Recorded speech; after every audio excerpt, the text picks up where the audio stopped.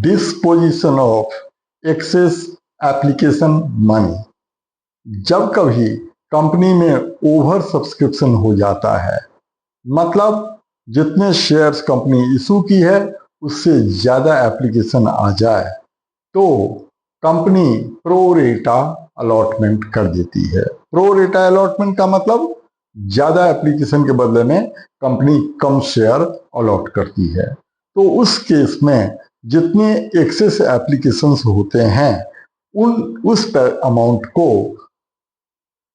Company share allotment में transfer करती है।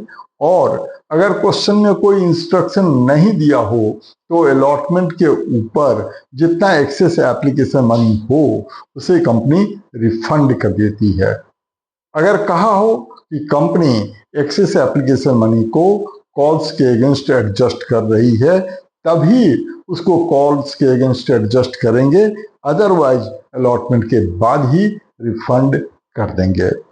अब ये एक्सेस एप्लीकेशन मनी के डिस्पोजल के में दो बातों को ध्यान में रखेंगे कि एक्सेस एप्लीकेशन मनी कितना है और अलॉटमेंट मनी ड्यू कितना है।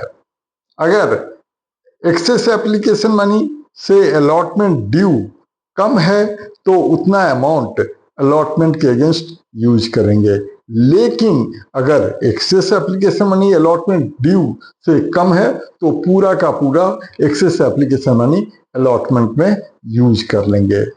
अब आते हैं कि अगर एक्सेस एप्लीकेशन मनी अलॉटमेंट के ऊपर है तो जितना अलॉटमेंट ड्यू हुआ उतना एक्सेस एप्लीकेशन मनी से निकालकर अलॉटमेंट अकाउंट में ट्रांसफर करेंगे।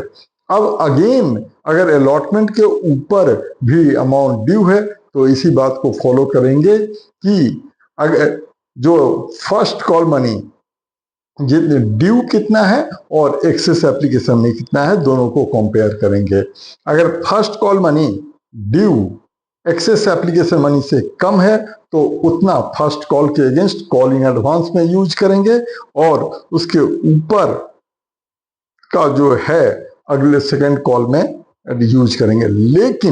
लेकिन अगर call money first call money due excess application money से ज्यादा है तो जितना एक्सेस एप्लीकेशन मनी है वो कॉलिंग एडवांस में ट्रांसफर करेंगे और रिमेनिंग अमाउंट उस कॉल के टाइम पर रिसीव करेंगे।